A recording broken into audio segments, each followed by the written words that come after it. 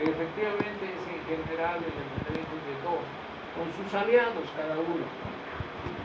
Pero ese enfrentamiento, esa dicotomía implica que alguien gana y alguien pierde.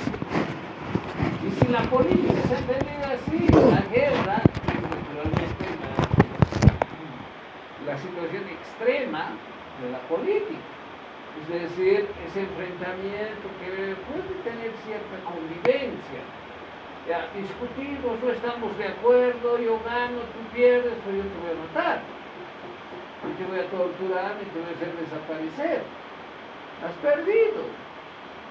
Y bueno, en un contexto de democracia, tal vez mañana yo pierda y mañana tú ganes. Es en un contexto de democracia, ¿no? La democracia precisamente supone el respeto a la minoría. La minoría es la que pierde.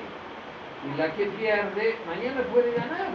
Entonces, un contexto de democracia también la política es enfrentamiento, pero no un enfrentamiento extremo que busca el exterminio del oponente o del opositor o del contrincante, sino es un enfrentamiento que da lugar a triunfos transitorios. ¿Qué quiere decir triunfo transitorio? Que por ahora, según nuestro orden jurídico, vamos, yo soy el ganador los próximos 4 o 5 años o 6 años, lo que sea, y después puede ser tú. Y si eres tú y yo pierdo, tampoco me vas a aniquilar, tampoco me vas a aplastar, ni hacer desaparecer, ni torturar. Entonces, por eso la política es el enfrentamiento en esta concepción de Clausewitz. Sí, a ver un momentito, pero esto es Clausewitz, no es Foucault. ¿Qué dice Foucault? Es lo que hemos visto antes, ¿no? Es lo que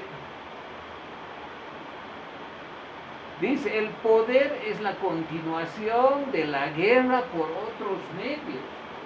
Pues parece que invierte la expresión de Clausewitz. Clausewitz dice: la política, la guerra es la continuación de la política por otros medios.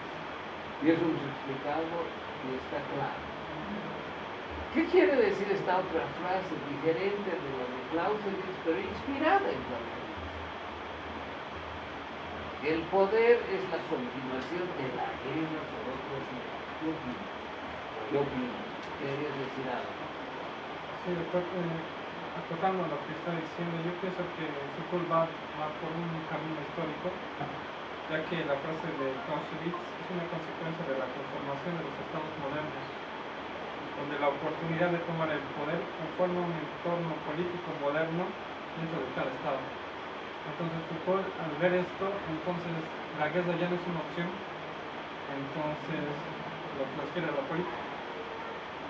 Bueno, está bien lo que dice sobre Clausewitz. ¿A quién les hace recuerdo esta frase?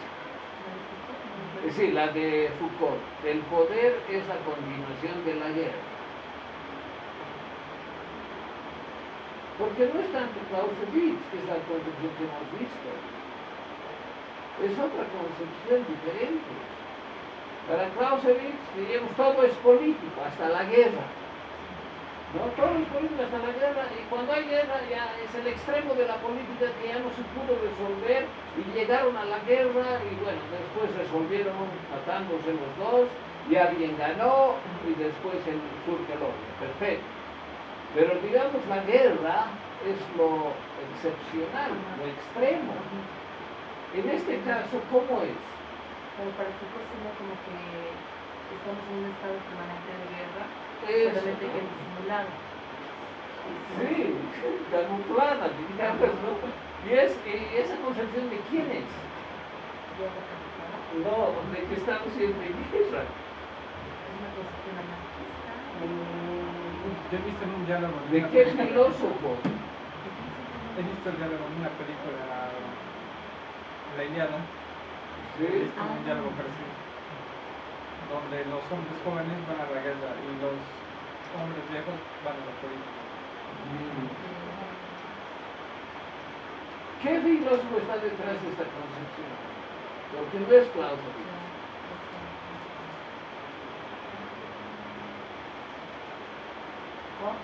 No, es la crítica precisamente a Hobbes, pero eso vamos a ver después. ¿Cómo no se les ocurre? Es la adivinanza, ¿no? Nietzsche, pues.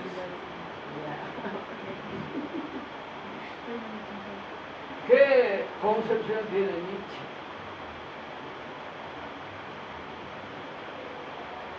Que está expuesto en su libro, criticado por algunos porque no sea de él, sino siendo por su hermana, en la voluntad de poder.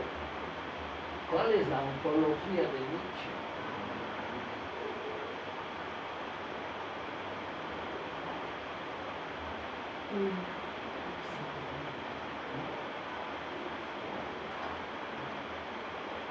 Que todo es deseo de ganar poder.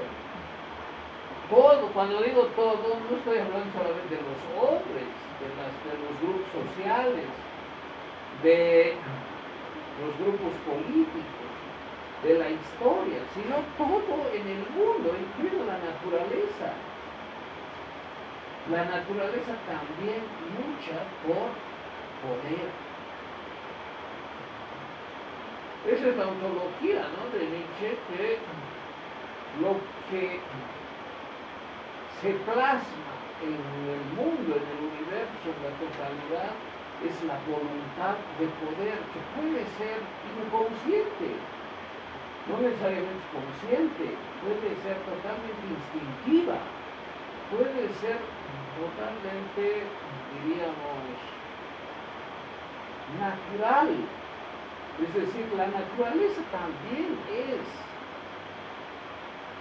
un escenario de compulsa, de dominio, en que una especie domina a la otra, la depreda, la sojuzga, la somete.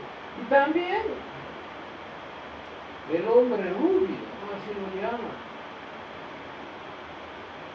que somete al otro.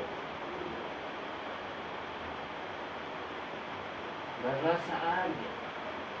Entonces, en esta concepción late Nietzsche. Todo es voluntad de poder, todo es voluntad de dominio, de aplastar. No estamos para vivir en equilibrio, felicidad y armonía. No hay tal en el mundo real. Eso es discurso.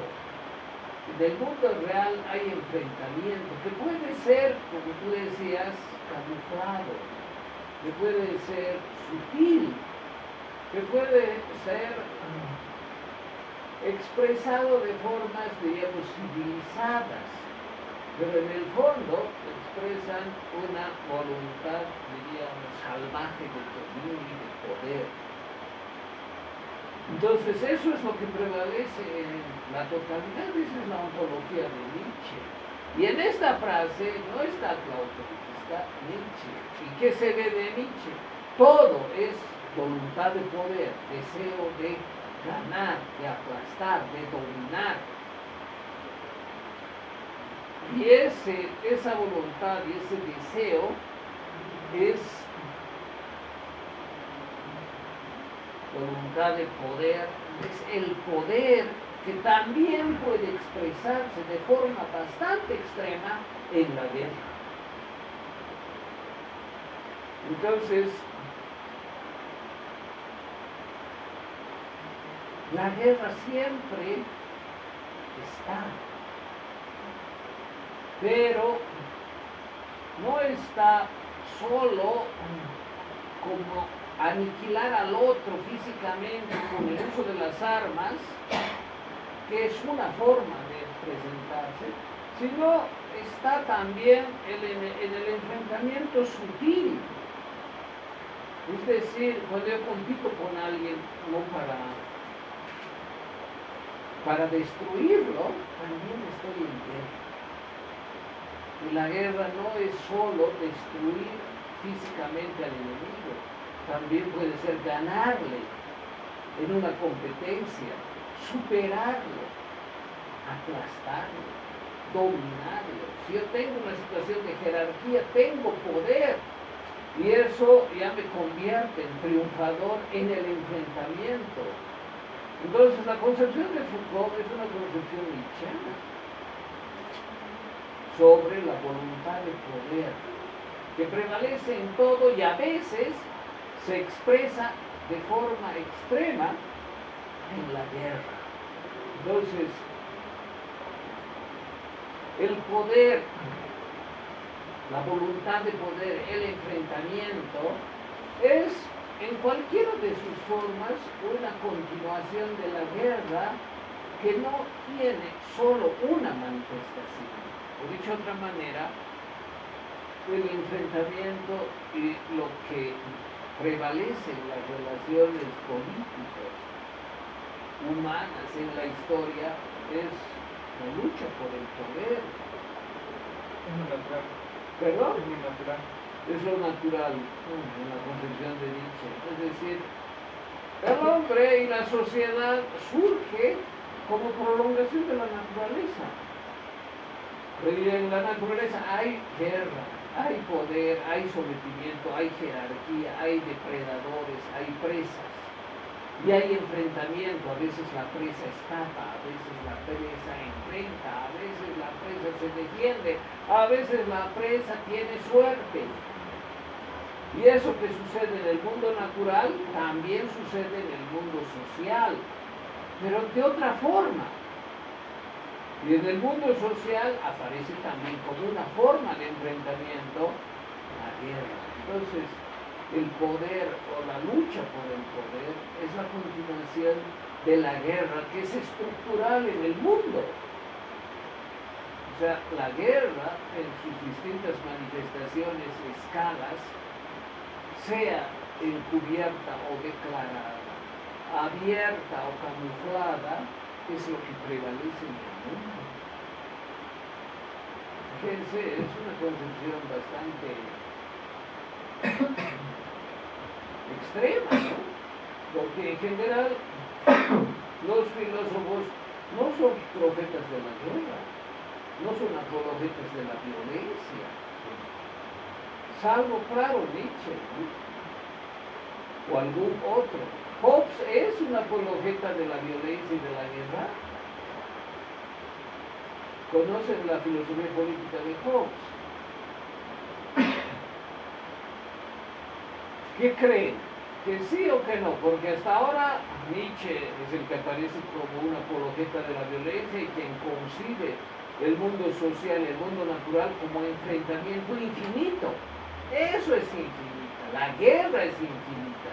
La guerra es infinita. Esa es una frase de Foucault en las expresiones. Hay una concepción de Hobbes que Hobbes utiliza el miedo para la creación del Estado. Yo pienso que este miedo es por la cuestión de la guerra, que es el mayor miedo que tendría una comunidad para enfrentarse a la comunidad. ¿Y a eso qué significa? ¿Está bien lo que dices? ¿Eso significa que Hobbes defiende la guerra o no? Lo utiliza para crear un Estado coherente. O sea, no la defiende.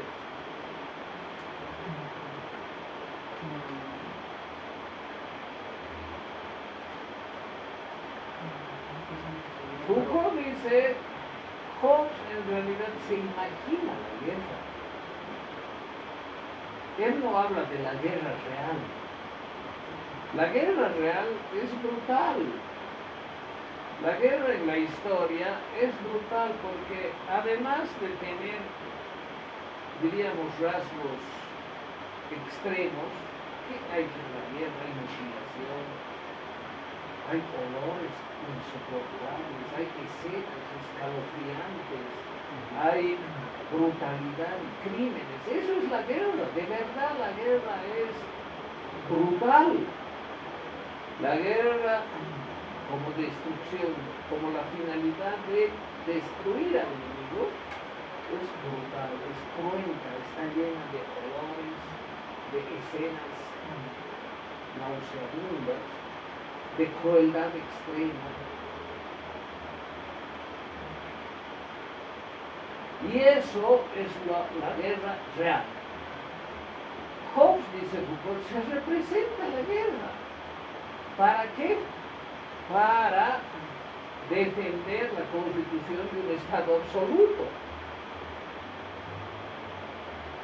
¿Alguien conoce la filosofía política de Hobbes? ¿Puede exponerla brevemente?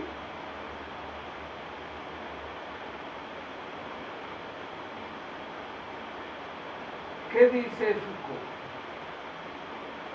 Y claro, eso está en el Leviatán, ¿no?, que es la obra de Hobbes. En el Leviatán, que es esta obra fundamental de Hobbes en la filosofía política, Hobbes dice lo siguiente: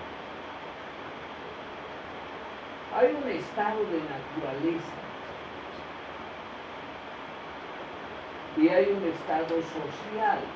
El estado de naturaleza es el estado inicial en nuestra evolución, en nuestra situación como seres humanos.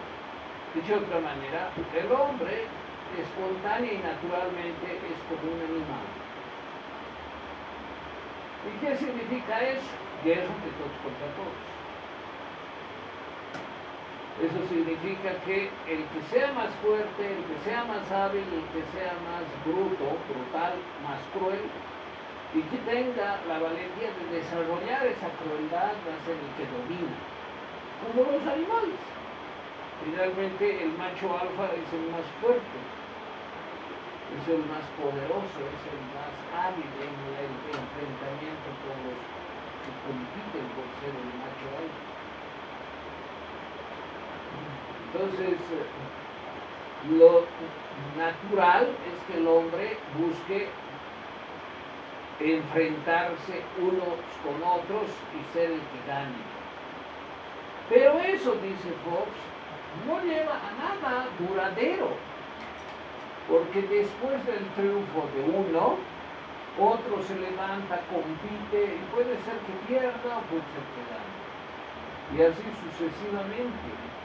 Y al final, no es solo una guerra de unos cuantos, sino la guerra de todos contra todos. Claro, un grupo liderado por alguien, otro por otro líder, y así sucesivamente, y entre los grupos se enfrentan, pelean, a ver quién domina al otro, y la esclavitud es el mejor ejemplo.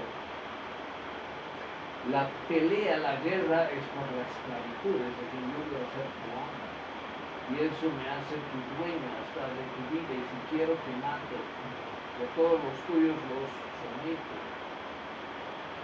Entonces, ese es el estado de naturaleza que se extrema en la guerra de todos contra todos. ¿Qué dice Hobbes? El hombre, dice, ha llegado a esa situación, pero también ha llegado al convencimiento de que puede evitar la guerra de todos contra todos. ¿Y eso cómo es? ¿Cómo se hace que ya no haya guerra cruenta, brutal, que elimina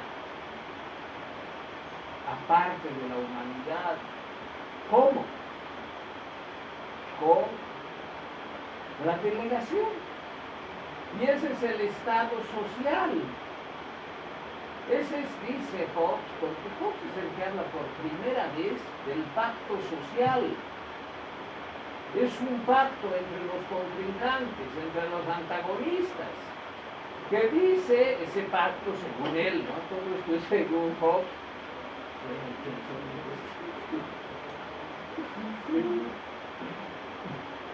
El pacto dice, ya, vamos a deponer las armas. Nadie va a tener armas y todos vamos a entregarle a él. ¿A quién? Al rey. Y el rey nos va a gobernar con poder absoluto, por eso es el filósofo del absolutismo, ¿no? Entonces aparece el rey como resultado del pacto social para ser garante de la paz. Y claro, nadie puede objetar su poder porque además ya nadie tiene armas. Todas las armas se han concentrado en el ejército dirigido por el rey. Y el rey es el que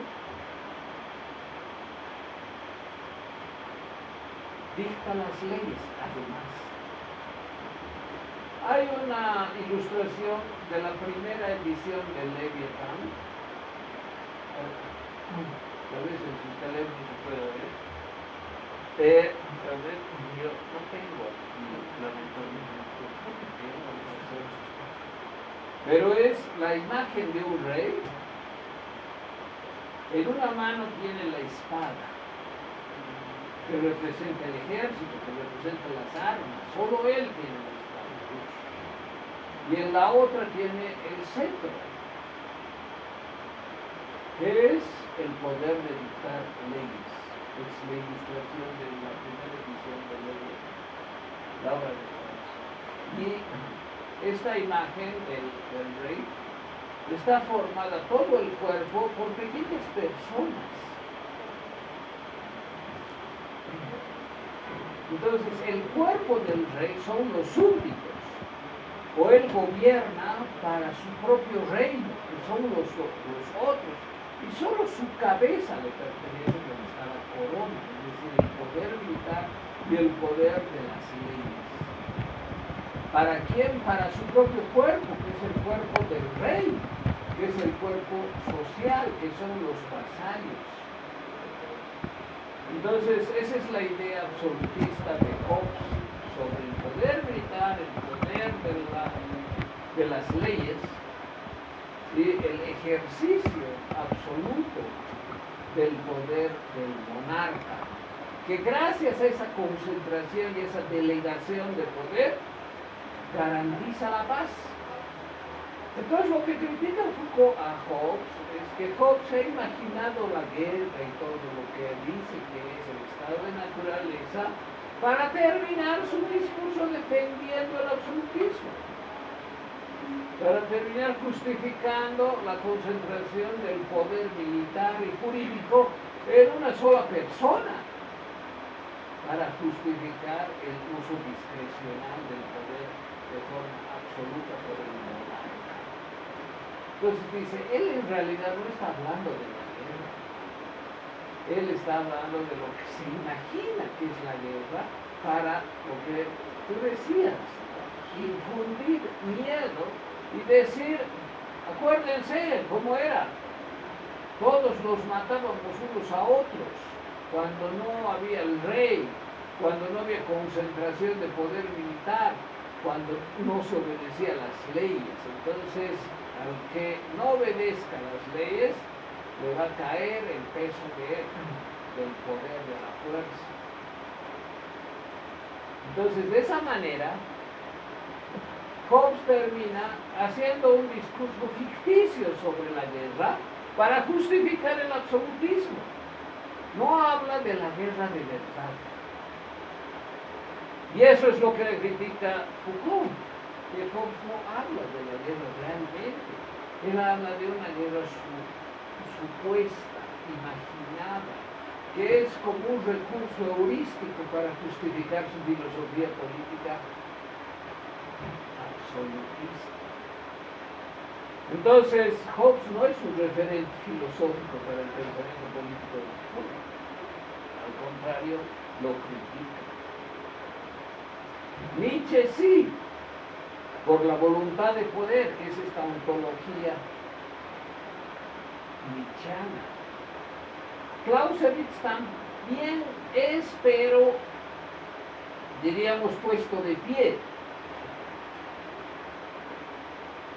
porque Clausewitz entiende la guerra como la excepción. Bueno, esta es una idea fundamental de estas lecciones. ¿Qué opinan? ¿Tienen alguna pregunta, algún comentario?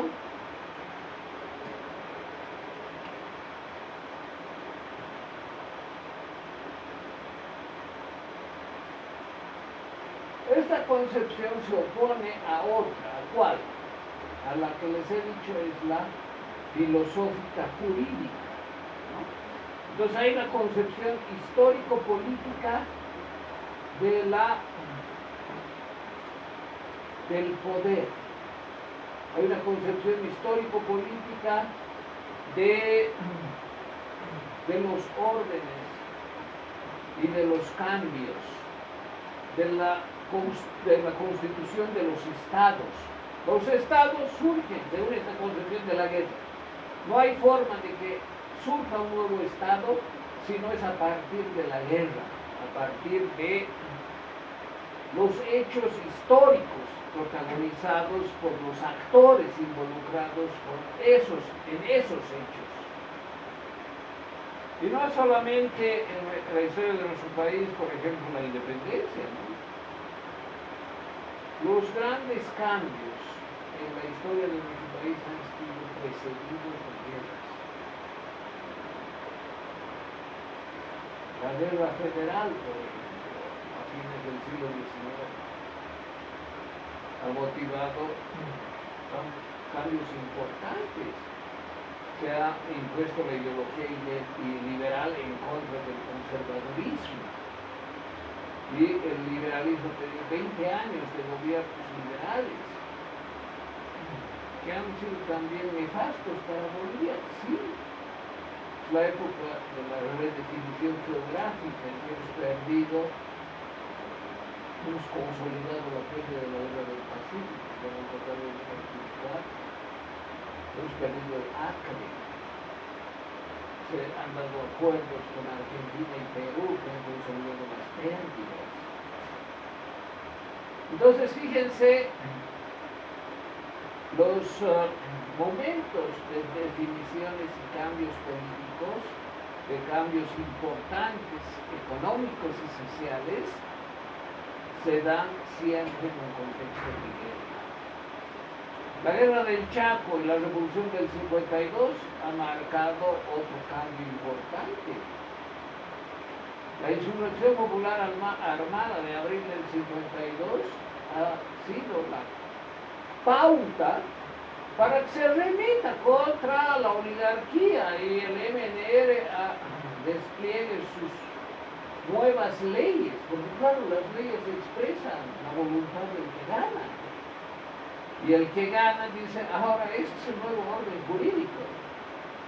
La tierra es de quien la trabaja, a quien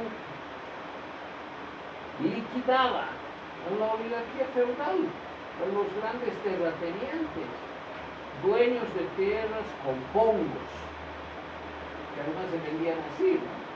Se vende tierras con pongos, eso es especialista de este pueblo entero, mostrando los pisos del interior. Es decir, anexo a la tierra están los pongos. Entonces, fíjense, cambios profundos, sociales, económicos, no solamente el cambio gobernante por otro, se dan siempre en un contexto de enfrentamiento. Y no por resultado del convencimiento.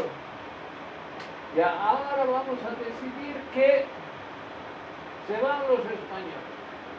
Ahora vamos a decidir que los latifundistas van a repartir sus tierras. No es cuestión de convencimiento, no es cuestión de la razón, no es cuestión de que mi discurso sea más sólido que otros discursos, es cuestión de poder, y el poder se expresa de forma también evidente en la guerra. Y la guerra permite redibujar el escenario político. Si estos fuera, estos chao, estos lo que sea, ¿no? Pueden ser crímenes. La historia mundial siempre ha sido que el triunfador en la guerra, que define el nuevo orden, elimine los resabios del perdedor. Y eso se da inclusive en la Revolución Rusa, que se conmemora 100 años, ¿no? Sin juicio. Lenin ha mandado a asesinar a la familia Romanov.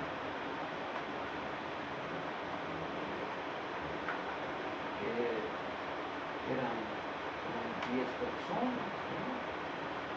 La mayoría niños. ¿Por qué? ¿Para qué? Porque claro, es un peligro que existan los herederos de la corona, del zarismo, porque dentro de un tiempo ellos van a ser el símbolo de resistencia y se van a armar ejércitos que los van a apoyar, y ellos, si escapan, pueden liderar esos ejércitos y enfrentar la revolución. Pero era tan urgente hacerlo sin juicio. Esas son las preguntas.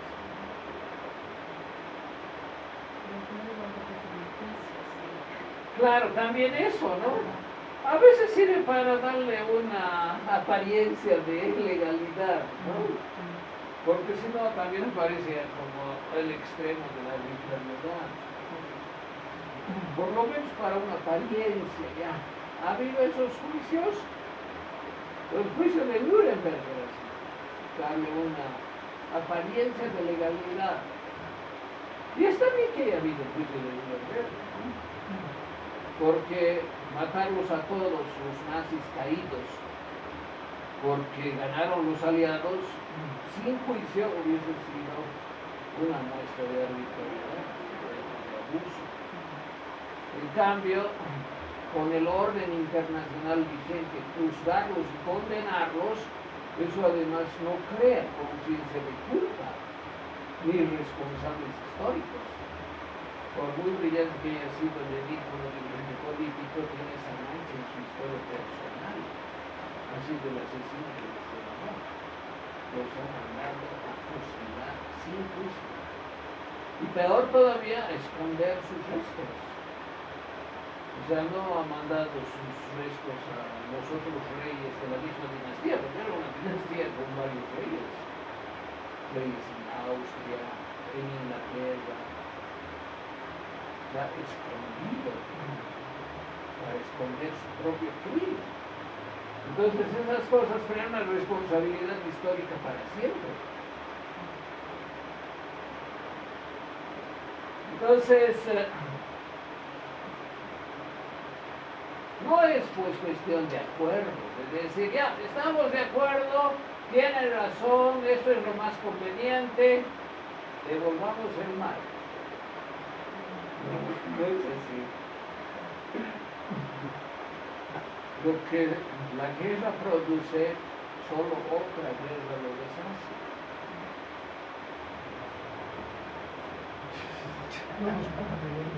No, mientras no hagamos una guerra y les ganemos, no van a devolver nada. Pero yo creo que pueden aceptar un canje. Un canje que más azúcar. O sea, en nuestra situación de debilidad, sí, porque si tuviésemos un buen ejército, tuviésemos armas y tuviésemos una historia de poder militar, sí. Pero no es así, nuestra historia es de pérdida militar. Y después eso se expresa en pérdida territorial. O sea, nuestras pérdidas territoriales están siempre precedidas de algún tipo de conflicto en que hemos llevado la peor parte, es decir, los perdedores.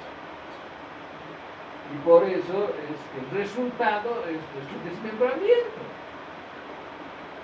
Entonces, podría haber sido peor, por ejemplo, con el Paraguay podría haber sido terrible. Podría desaparecer Bolivia. Entonces, algo hemos resistido, sí, ¿por qué? Porque hemos ganado alguna batalla. Claro, pero por lo menos una, Villamontes, ¿no? Entonces ahí les hemos frenado a los paraguayos, porque eso es lo que define la guerra. La guerra define cuánto vas a ganar y cuánto vas a perder, qué vas a preservar. Eso es lo que está en juego en la guerra. Y la guerra, claro, es la que define el orden político en última instancia. Esta coyuntura que estamos viviendo, que es de cambios, y nadie puede negar que es de cambios. Ahora, ¿en qué consiste el cambio? Eso ya es discutible. Pero esta coyuntura ha sido precedida por una guerra. Claro, ha sido. No ha sido una guerra de bolivianos contra chilenos, de una guerra civil, de una insurrección popular armada como la del 52, pero ha habido, y no solo la guerra del gas, la guerra del agua, también los levantamientos, ¿no? Aquí, allá, en Soratas, en Cata, los muertos, los crímenes del Boni, creo que eran 80 y tantos, ¿no? Alrededor de 80. Ese es pues el escenario de guerra que da lugar a un cambio. No es ya puedes hacer que váyanse, ya puedes delegue, no, ya puedes cumplir la Constitución, sea razonable, no va a haber tal. Mientras no haya guerra, se va a mantener el estado en el que se está, y para cambiarlo tiene que haber una guerra. O una concesión. Concesiones, las concesiones no son gratuitas. Son concesiones porque he perdido algo y estoy débil y voy a perder si sigo peleando. Es decir, la evaluación que yo hago de la situación de guerra en la que me encuentro me puede inducir a tomar una decisión si tengo poder. Para evitar mayor enfrentamiento, eso puede ser. Eso ya son los términos de negociación, pero en un contexto de conflicto, siempre de conflicto, y a veces de conflicto extremo. A veces de conflicto de baja intensidad, a veces en un conflicto eruptivo. Cuando es un conflicto eruptivo, es decir, que de pronto explota, también se puede apagar y no lleva a nada. O puede permanecer, o puede ser un conflicto que está años, 50 años la guerrilla en Colombia, que ha logrado no mucho, miles de muertos, eso sí, Y unas bases norteamericanas. claro. Entonces, no es solo estar en la guerra, sino también la posibilidad de ganar algo y tener claridad sobre las proyecciones. Entonces, la concepción histórico-política de la guerra y del poder es esta, de ver que todo es enfrentamiento y que la guerra es una manifestación del enfrentamiento y que en algún momento se va a decantar quién gana y cómo gana y para qué gana. Pero eso no es nunca definitivo. La guerra es infinita y existe, dice Foucault, en la filigrana de la paz. Esa es otra expresión en esta expresión. ¿Qué querrá decir eso? La filigrana de la paz. ¿Alguien más o menos entiende? ¿Qué? Filigrana. ¿Filigrana es un tejido? Sí, algo muy pequeño, muy delicado, muy, diríamos, temporal, ¿no? No es algo sólido, monumental, sino es muy pequeño y muy delicado y muy laborioso, minucioso, minúsculo. ¿Qué quiere decir eso? Que la paz no es duradera. Más bien la guerra existe marcando periodos cortos de paz. No es que la paz es estructural y después se da en el conflicto, la guerra. O sea, vivimos en un mundo de paz, pero a veces aparece una guerra aquí, una guerra allá, pero después desaparece y todos estamos felices. No hay tal. La guerra existe siempre e infinita. Y a veces entre guerra y guerra hay periodos de paz, pero periodos cortos y en filigrana. ¿Qué quiere decir eso? En una situación delicada, pequeña, temporal, escurridiza, que se va a acabar, que no es una construcción sólida, una arquitectónica de la paz, no, es una filigrana, algo pequeño, algo débil, lábil. Entonces, esa es la política, fíjate, para Foucault. No es la idea de la Revolución Francesa. Curioso. La Revolución Francesa proclamaba la luz de la razón. Después de haber guillotinado a la monarquía más antigua de Europa. Es que en verdad quienes proclamaban la luz de la razón eran los anteriores a la Revolución. Claro, los filósofos de la claro, de la Ilustración, que, bueno, hacen una proclama de la razón, aunque Robespierre también, ¿no? Hasta construye un gran monumento y dice es la diosa de la razón, que ha expulsado a todos los otros dioses. Y él se sube en ese estado, yo soy el profeta de la razón. Pero, inclusive, es curioso que en ese contexto de tanta violencia quieran apelar a la razón. No es la razón lo que determina el triunfo. Que ellos quieran decir, hemos triunfado y teníamos siempre la razón, es solo una coartada, es solo una acusación, porque ya triunfaron, ya decapitaron a la monarquía más antigua de Europa. Entonces, frente a la concepción histórico-política está la concepción filosófica, teórica, filosófica jurídica, que habla de que la construcción de la sociedad es resultado de la razón. No, no es eso. O sea, hay esa concepción, hay los filósofos, hay quienes defienden esa concepción, pero no es esa la verdadera concepción sobre la política. La política es la continuación de la ley, como dice Foucault, cambiando aplausos. Bien, otro tema que es muy importante, hay muchos temas aquí, ¿no? Pero solo estoy marcando los más importantes de este libro. El que yo tengo debe tener unas 350 páginas, porque son lecciones largas, pero escritas de forma muy llana. Si ustedes ven cualquier pasaje al azar, vamos a leer cualquier pasaje de estas lecciones de la genealogía del racismo.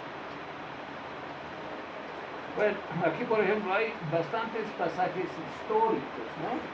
La conquista normanda de Guillermo Hastings en el 1066 se manifiesta, etc. Hay muy pocas, casi ninguna, como son textos redactados para ser leídos, como ven, no tienen ninguna referencia bibliográfica. Son textos escritos para ser leídos como lecciones, es decir, Foucault se sentaba y comenzaba con la lectura de su texto, asistían muchos más estudiantes que estaban inscritos en su curso y llenaban el ambiente que era gigantesco, y tenían que instalar parlantes fuera, porque había más gente afuera que adentro, esperando que lea lo que había preparado. Y bueno, era todo un acontecimiento de 2,5 horas, 3 horas, en que comenzaba a hablar, quién sabe de qué iba a hablar, ¿no? Pero obviamente era dentro de una unidad temática y todo constituía el resultado de un trabajo minucioso con un respaldo documental impecable, pero que no aparece en las notas de pie de página, porque este no es un libro académico, es un texto para ser leído en clase. Y como ven, está lleno de datos y análisis. Entonces, es fácil leer, es agradable. La lectura no es pesada, no tiene ningún aparataje teórico que respalde las afirmaciones, aunque obviamente las fuentes son fiables y el uso genealógico es riguroso en su propia elaboración, ¿no? Es decir, es muy creativo y muy riguroso. Entonces, fíjense, hay muchas referencias históricas y la lectura siempre aparece muy fluida, ¿no? Es decir, es muy fácil continuar. El saber del rey sobre su propio reino y sobre sus súbditos debe ser isomorfo al saber del Estado sobre el Estado. Bueno, ahí es de ese tipo de cosas a veces. Y bueno, aquí ya habla, por ejemplo, de Boulainvilliers. hay algunos autores que son importantes en estas lecciones, ¿no? Y ese es el otro tema. El otro tema es el presente político de Foucault. ¿Cuál es su presente? En 1974, diríamos las últimas décadas del siglo XX, por lo menos a la mitad de la segunda mitad del siglo XX. ¿Siguen las guerras? Claro, pues siguen las guerras. Ese era el tiempo de la guerra del Vietnam, que es un fracaso, la guerra de Corea. Y bueno, siempre las manifestaciones violentas, de violencia, por ejemplo, bueno, el mayo francés, ¿no? Que tuvo manifestaciones fuertes. No llegó una guerra como la de Corea, pero tenía manifestaciones enfáticas de gente que se pronunciaba y que quería manifestar su rechazo. Entonces, en su tiempo, hacia la mitad de la segunda mitad del siglo XX, ¿qué ve Foucault en cuanto a la guerra? Lo que ve es el socialismo soviético, que critica mucho, porque critica del socialismo soviético la brutalidad de la gestión soviética, especialmente el Gulag. Es decir, millones de prisioneros creando plusvalía en calidad de áreas, es decir, prisioneros en las peores condiciones destinados a morir trabajando. Los cálculos más moderados dicen que eran alrededor de 20 millones de prisioneros en la soviética. Entonces, eso le disgusta a Foucault. Es decir, existe eso en su tiempo, existe, digo, la denuncia de Solzhenitsyn, el archipiélago Gulag, esa novela que descubre las barbaridades de Stalin. Después también. Entonces existe eso, existe ese socialismo real, existe el socialismo de los países de Europa del Este. Él ha vivido en Polonia, ha sido agregado cultural de Francia en Polonia y ha conocido de cerca el socialismo polaco como socialismo de influencia en el segundo mundo, ¿no? Es decir, países del tercer mundo que imitan algo que están bajo el poder del segundo mundo, de la Unión Soviética. Eso existe, y también abuso del poder y una forma de sometimiento de las personas. Pero también ha sido el partícipe cuando era niño de la Segunda Guerra Mundial. La anterior clase les decía que el Boitier ha tenido que soportar la llegada de los ayudantes jóvenes parisinos, que seguramente lo humillaron, y a él y a todos los residentes provincianos, frente a la actitud increíble de los capitalinos, ¿no? Que estaban dejando París para no sufrir los bombardeos, no abandonaban su elegancia. Bueno, también ha conocido entonces el nazismo, aunque no directamente, pero sí indirectamente. Y también ha conocido la sociedad liberal democrática. Y lo interesante de estas lecciones es que dice Foucault que primero fue el liberalismo, después fue el nazismo y después es el socialismo, que son expresiones todas del racismo.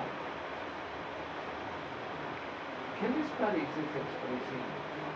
El liberalismo es racista, el nazismo es racista y el socialismo es racista.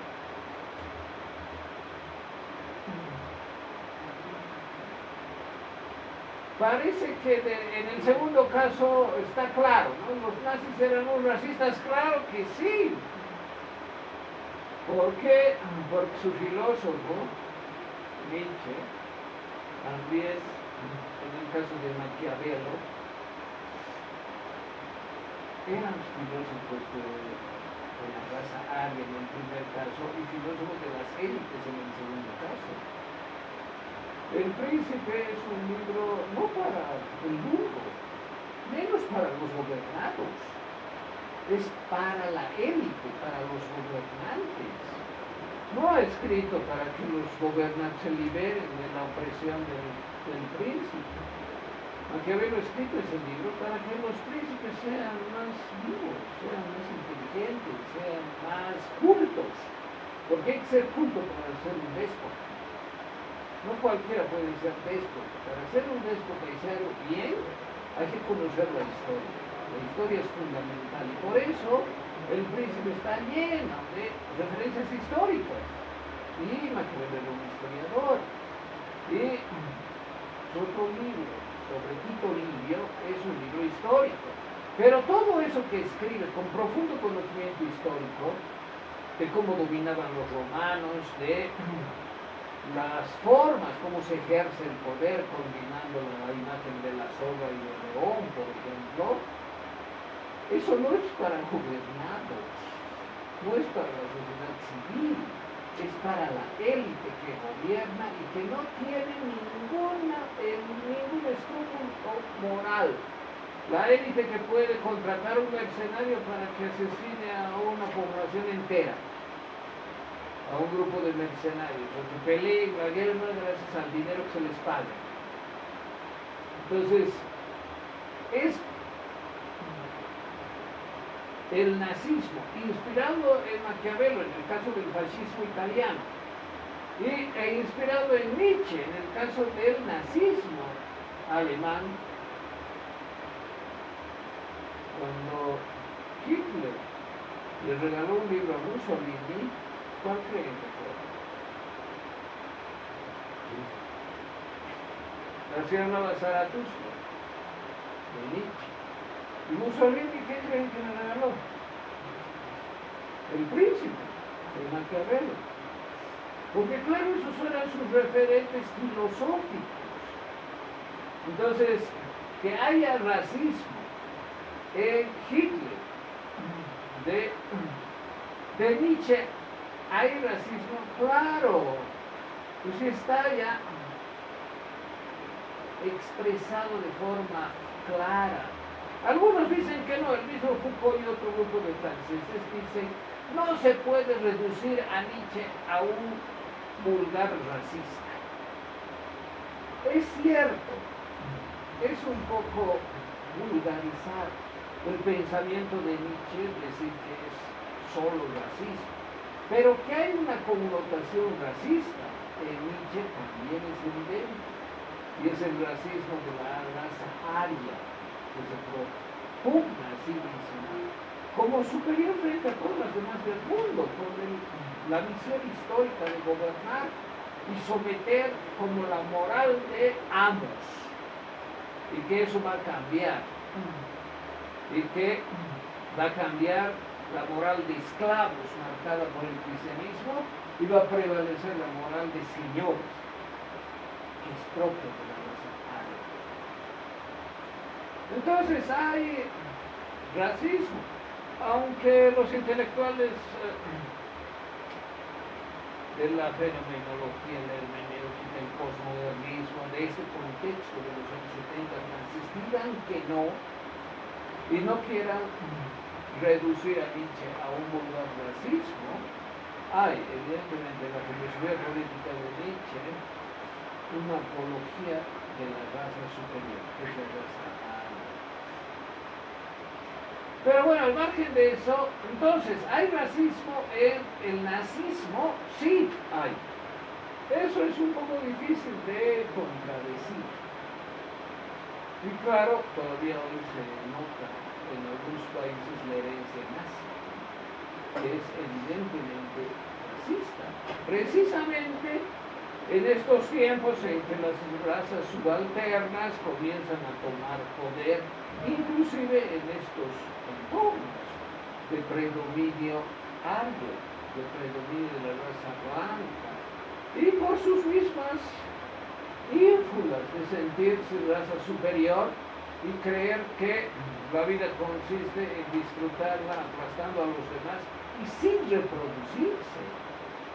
Esa es la tragedia de Europa y de sus razas blancas, de la raza anglosajona. No se reproduce en la escala ni en la magnitud de las otras razas. Y eso la condena a, en el futuro, ser sometido por subsidiarios. Bueno, pero eso es otro tema. Entonces, ¿el nazismo es racista? Sí. Pero Foucault dice que también el liberalismo es racista. Y el marxismo es racista, es decir, el socialismo. Pero si los socialistas se llenan la boca siempre diciendo que están en contra de todo tipo de discriminación, de segregación, de diferencia, de aplastar una clase social a otra, sí es posible que lo hagan, pero en su práctica son racistas. ¿Estarían ustedes de acuerdo con eso? ¿Que el socialismo y el marxismo es racista? ¿O alguien tiene inclusive una objeción para decir que el nazismo no es racista? Si alguien dice, no, para mí el nazismo no es racista, bueno, escuchemos sus opiniones, sus argumentos. Pero creo que eso es un poco difícil de sostener sobre el nazismo. Sobre lo otro todavía caben argumentos. Pero ¿por qué dirá Foucault que el racismo se expresa en dos transcripciones? La transcripción biológica es el nazismo y la transcripción social es el marxismo y el socialismo. ¿Cuál es el origen? El racismo en el liberalismo. Entonces, fíjense esta concepción de los fundamentos históricos y políticos, porque todo es la misión histórico-política, es siempre racista. Los fundamentos históricos y políticos de las concepciones liberal, nazista y socialista es racista, según su demostración, y él demuestra eso históricamente. Vayamos a la tercera forma de expresión, la que llama segunda transcripción social. ¿Ustedes estarían de acuerdo que el socialismo es racista y tendría un racismo social? El otro es un racismo biológico. ¿Por qué? Porque es una raza biológicamente constatada. ¿Eso qué quiere decir? Color de cabello, color de ojos, color de piel, estatura, complexión y todas las demás sandeces que han afirmado los ideólogos de la raza aria, ¿no? Que son más inteligentes, que son los mejores deportistas del mundo. Claro, cuando el negro ese Jamie Owens no se puso ahora, era así, ¿no? Les ganó a todos. Hitler se hizo de la vista gorda y se salió del estadio, ¿no? Porque su ideología decía, mira, nosotros nadie nos gana. Y no nos ganan solo nosotros ganamos en todo, no solo en la guerra. También nos ganamos en el deporte, en la inteligencia, en la creatividad, en la filosofía, en la música, en todo. Ese es el pueblo alemán, el mejor del mundo, de la raza aria. Pero claro que un negro, que encima está muy débil para morirse, ¿no? Y claro, imposible que él le dé la mano al negro porque sea el campeón y tenga la medalla de oro. Esa fue la Olimpiada en Berlín, ¿saben? Entonces, fíjense, lo de Hitler es difícil decir no es racismo, pero en el socialismo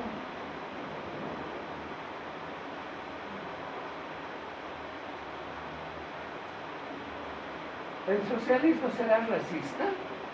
¿En qué se basa Foucault para afirmar eso? Que sea un racismo social.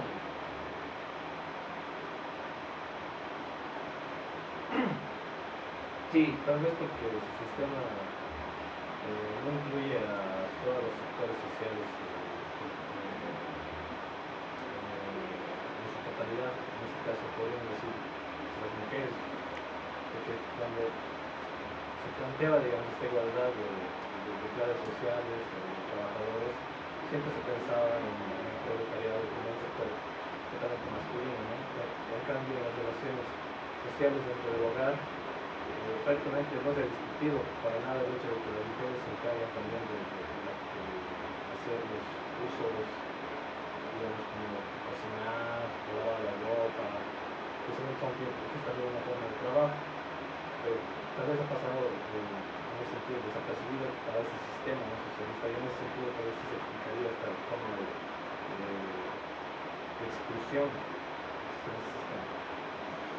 Muy bien, lo que dices es que el socialismo no resolvió los problemas de discriminación de género y reprodujo una explotación de la mujer igual o tal vez peor que el capitalismo. Pues al respecto, pero como es que no me acuerdo bien la referencia, pero de ahí en una revista de la Unión Soviética en los 50, un artículo justificando por qué las compañeras debían ser accesibles sexualmente a los compañeros, hacia las camaradas, y que esa era su misión en la revolución, ¿no? Así como que acceder a los deseos de los pobres camaradas que trabajaban todo el día. Así, pues así. Sí, claro. O sea, está bien. El socialismo real existente en la Unión Soviética nunca enfrentó el problema de la exclusión de la mujer, la explotación de la mujer, el no reconocimiento del valor de su trabajo, y siempre la subordinó al poder del hombre, del varón. Lo que tú dices es cierto. Todas los camaradas deberían tener siempre un acceso restricto. Lo mismo fue el socialismo de Mao, ¿no? Y a tal punto llegaba esto que las mujeres mismas se ofrecían. Cuando Mao llegaba a un pueblo había una enorme cantidad de jovencitas que se ofrecían sexualmente al líder, al gran líder. ¿Y por qué? Porque él ha hecho tanto por nosotros. ¿Qué es que yo duerma un rato con él y le da algo de placer? Esas eran las justificaciones de las jovencitas que se ofrecían. Además, unos cuantos. Y eso era, claro, la revolución cultural. Entonces, eso está bien. No hubo jamás en el socialismo existente real, histórica y políticamente, lo mencioné histórica y políticamente, una superación de la explotación, la subordinación, perdón, la puerta afuera, ¿no? De la mujer. Pero eso lo vuelve racista. No, sexista. Sexista sería, ¿no? Sí. Tal vez es racista porque al poner como que al proletariado, digamos, el deber de la revolución, se centra igual en un sujeto europeo, ¿no? Que está en una sociedad industrial, pero fuera de ello, no sé, el sujeto africano, americano, incluso los eslavos, son más, tienen una organización más campesina, ¿no? Entonces, podría ser. Está bien, por ahí la justificación. ¿Qué más? ¿Qué opinas? A ver, piensen un poquito qué ha generado la revolución soviética. Aparte de fusilar a los romanos y perseguir cualquier manifestación de zarismo, obviamente tiene que ser reprimido de cuajo, y fue reprimido de cuajo. ¿Qué hicieron los soviéticos?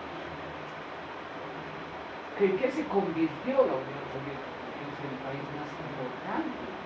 Aparte también del archipiélago gulag, es decir, de esta enorme cantidad de enclaves en la Siberia que eran prisiones de trabajo, prisiones donde los condenados de por vida, que eran los opositores a los bolcheviques, trabajaban, o sea, producían plusvalía en enorme escala.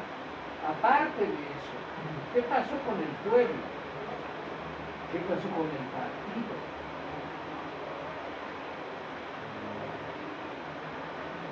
Podríamos decir que se ha convertido en un sistema totalitarista, ¿En qué sentido? en que toda la construcción ideológica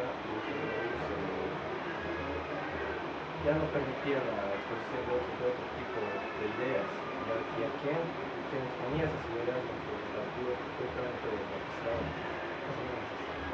Sí, lo asesinaban o lo mandaban al gulag, ¿no? Lo más rentable era enviarlo al gulag, porque el gulag trabajaba de por vida y claro, producía. O sea, la riqueza de la URSS ha sido en gran medida fruto del gulag, fruto de esta cantidad de millones de presos que, como en los campos de concentración nazis, trabajaban para el régimen.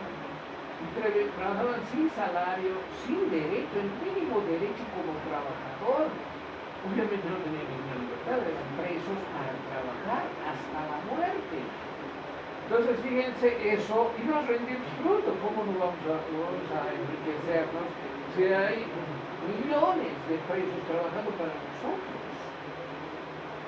Y trabajando en fábricas cada vez más grandes, con mayor posibilidad de producción. Entonces, el producto que se genera, resultado de ese sometimiento en cuanto a riqueza, es enorme. Pero además, uno no podía ser alguien fuera del partido. Es decir, si tú quieres tener algún cargo importante en la burocracia de tu región, de tu estado, porque no hay varios estados, ¿no? O de la URSS en general, debías pertenecer al partido. No había posibilidad de tener un pensamiento crítico, menos acciones críticas, ¿no? Menos alguien que se le ocurra protestar y menos o andar las calles con un cartel diciendo, bueno, no sé quién está, y diciendo lo que sea. Inmediatamente desaparecía. Así se lo llevaron al gulag. Entonces no hay posibilidad de disenso, no hay posibilidad de pensamiento, no hay posibilidad de ninguna promoción social, porque todo está dirigido, manipulado y coaccionado por el Partido Comunista de la URSS, los efectos. Entonces, si no quieres ser del partido porque tienes pensamiento propio, tienes que callarte. O hablar solo a personas muy de confianza y eso no tiene el mínimo efecto. Porque claro que tú protestas en tu casa o con tu cónyuge, ahí quedó, ¿no? No pasa nada. Igualito tienes que someterte al poder establecido y al sistema imperante. Entonces no hay opción al disenso, no hay opción a pensar diferente, a criticar, a asociarse, a comunicarse y decir qué desgracia es que nos gobiernan. Decir libremente, no hay opción, menos a enseñar, imagínense, menos a proclamar un partido opositor, partido único, líderes vitalicios, dinastías políticas. ¿Y cómo vivían los burócratas del PECUS? Vivía como el pueblo. ¿Y quién era el pueblo? Los que trabajaban. Los que trabajaban de sol a sol, bombardeados por la propaganda. Una propaganda desde que salía el sol, fíjense. Propaganda contra el capitalismo, contra Estados Unidos, repleta de mentiras, hablando de la grandeza de sus líderes, de la revolución, etcétera, etcétera, todo el tiempo. Entonces, la gente estaba maniatada ideológicamente, estaba bombardeada. Eso es lo que estamos celebrando este año, 100 años.